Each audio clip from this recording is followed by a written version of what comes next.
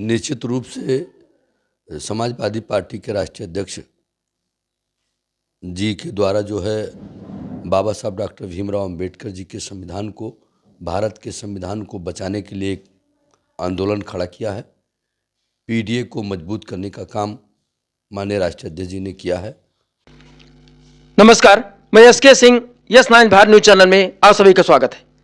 आज हम अपने चैनल के माध्यम से आप लोगों को एक ऐसे व्यक्ति की कहानी को बताएंगे जिसने देवीपाटन मंडल में दलित चेतना को पैदा करने का काम किया। जी हां, वो व्यक्ति कोई और नहीं बल्कि पूर्व विधायक रमेश गौतम है। आप यह भी जान लें कि कोई भी व्यक्ति सफलता की ऊंचाइयों को छूता है तो उसके पीछे संघर्ष की एक बड़ी कहानी छुपी होती है और कोई भी लक्ष्य उसे यूं ही आसानी से नहीं प्राप्त हो जाता जिसकी हम सरलता से कल्पना कर लेते हैं।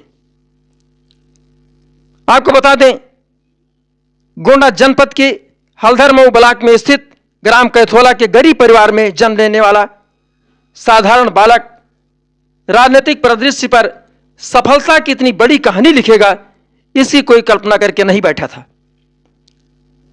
अभावग्रस्त जीवन में अपनी राजनीतिक जीवन यात्रा को शुरू करने वाला दलित परिवार का बच्चा अपने संघर्ष के बलबूते देवीपाटन मंडल सहित कई मंडलों में दलित चेतना का एक बड़ा स्तंभ बन गया। देखते ही देखते राजनीति में ऊंचाइयों की एक नई इबारत लिखने लगा। इसे देखकर लखनऊ में बैठे बड़े बड़े नेताओं के बीच वो आकर्षण का केंद्र बनने लगा।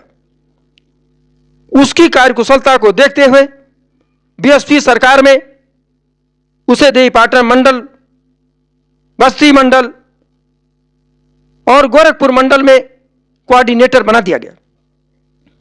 देवीपाटन मंडल के दलित वोटरों के बीच मजबूत पकड़ को देखते हुए समाजवादी पार्टी के मुखिया अखिलेश यादव जी ने विधानसभा चुनाव में पहल करते हुए मनकापुर सुरक्षित सीट से विधानसभा का टिकट देकर चुनाव लड़वा दिया और वहां से उन्होंने राजशाही सत्ता को कड़ी चुनौती देते हुए राजनीति में स्थापित बड़े बड़े नेताओं को सोचने पर मजबूर कर दिया।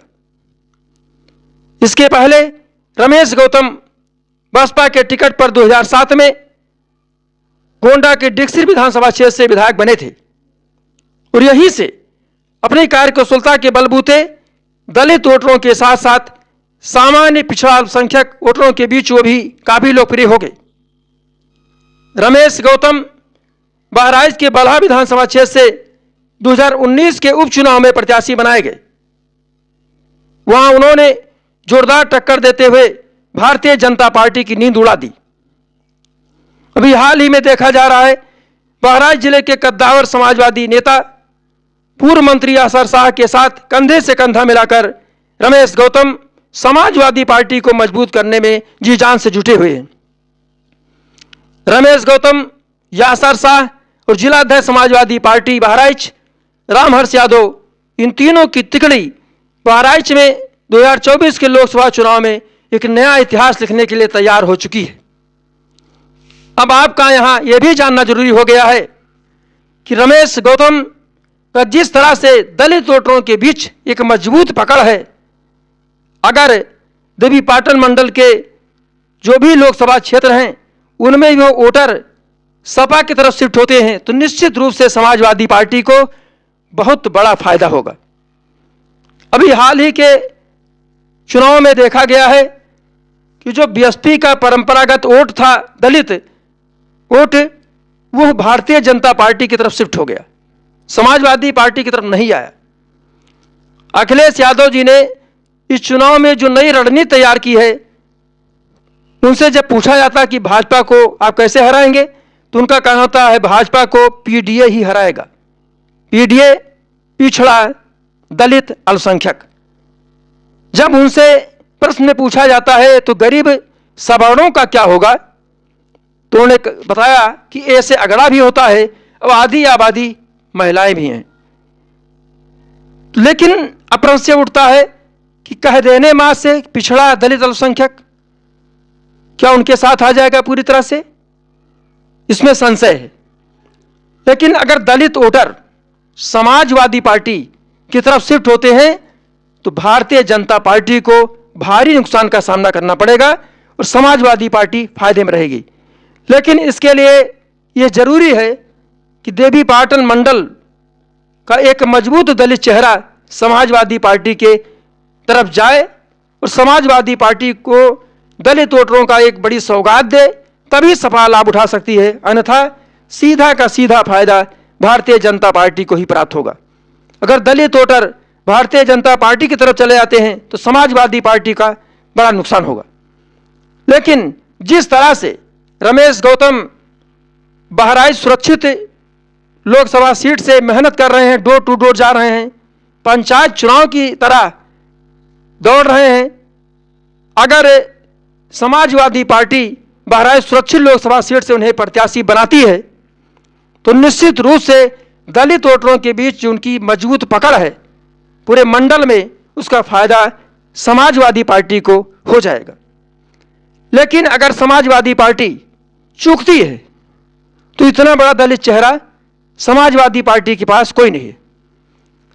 रमेश गौतम राजनीतिक रूप से दलित वोटरों के बीच इतनी पैठ बना चुके हैं कि जो राजनीतिक समीक्षाकार हैं उनकी राय माने तो हर लोकसभा सीट से 1 लाख प्लस वोटों का फायदा रमेश गौतम लोकसभा चुनाव में समाजवादी पार्टी को करवा सकते हैं। अब अगर समाजवादी पार्टी ने सूझबूझ दिखाया, उसके मुखिया अखिलेश यादव जी ने दूरदर्शिता दिखाई, तो बहराइच सुरक्षित लोकसभा सीट से रमेश गौतम को टिकट देकर के दलित वोटरों का जो भाजपा के प्रति रुझान है पूरी तरह से समाजवादी पार्टी की तरफ शिफ्ट करवा सकते हैं, जिसका सीधा फायदा समाजवादी पार्टी को प्राप्त होगा।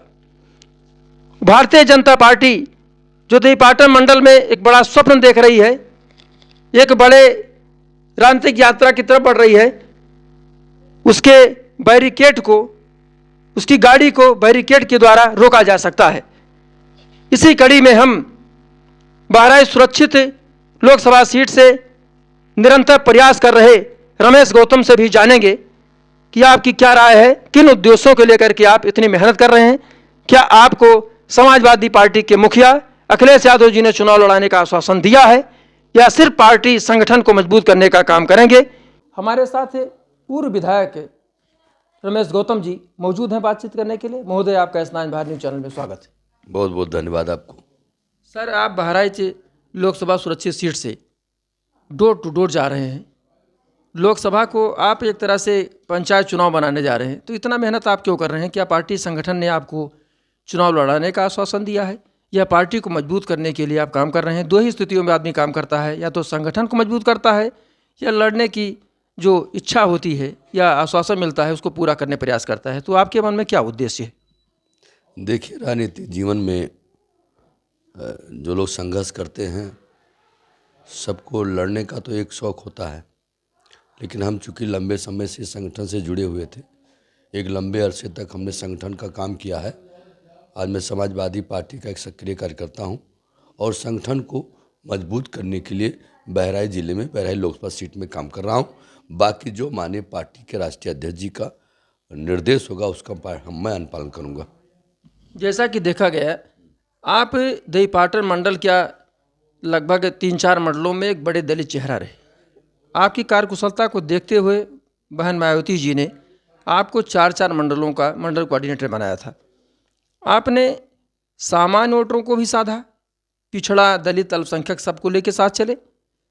तो क्या आप उस दलित वोटरों को समाजवादी पार्टी के खेमे में लाने में कामयाब होंगे? निश्चित रूप से समाजवादी पार्टी के राष्ट्रीय अध्यक्ष जी के द्वारा जो है बाबा साहब डॉक्टर भीमराव अंबेडकर जी के संविधान को, भारत के संविधान को बचाने के लिए एक आंदोलन खड़ा किया है।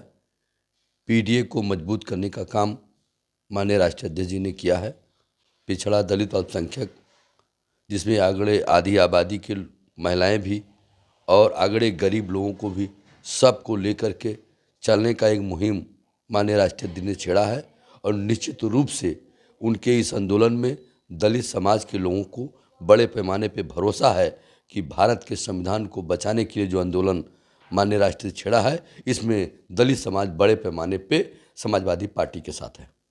जैसा कि अखिलेश जी टेलीविज़न इंटरव्यू में कह रहे थे कि भाजपा को पीडीए ही हराएगा, पिछड़ा, दलित, अल्पसंख्यक। उन्होंने जब एंकर ने पूछा कि गरीब अगड़ों का क्या होगा, तो उन्होंने कहा ये से अगड़ा भी होता है, ये से आधी आबादी महिलाओं की भी होती है। तो क्या आपको लगता है कि भारतीय जनता पार्टी को पीडीए हराने में कामयाब हो गई? निश्चित रूप से पीडीए भारतीय जनता पार्टी को 2024 में बड़े पैमाने पे हराएगा और बड़े पैमाने पे इस पे हम लोग काम भी कर रहे हैं। हमारे राष्ट्रीय अध्यक्ष जी काम कर रहे हैं। समाज के हर वर्ग के लोग समाजवादी पार्टी के साथ हैं और निश्चित रूप से इस देश की गरीब, कमज़ोर, महिला, किसान और दलित, पिछड़ा, अगड़ा सभी लोग समाजवादी पार्टी के राष्ट्रीय अध्यक्ष के नेतृत्व में उनके साथ सब लोग खड़े। जो भाजपा कहती है 400 पार, क्या लगता है आपको? भाजपा तो हमेशा कहती है, ईवीएम का खेल है, आप इस बात को जानते हो कि सिर्फ भाजपा तो हमेशा कहती है, पहले आउट कर देती है कि हमें इतना लेना है, कभी 365 कहती है, कभी 400 पार कहती है। तो इनका तो जुमला है, हमेशा ही कहते रहते हैं। जैसा कि आपने देखा, पूर्व विधायक और दलित चेतना के कद्दावर नेता मिस्टर रमेश गौतम जी ने हमारे चैनल के साथ तमाम बिंदुओं पर एक्सक्लूसिव बातचीत किया। उसके लिए बहुत बहुत धन्यवाद। Bureau report, yes 9 Bharat.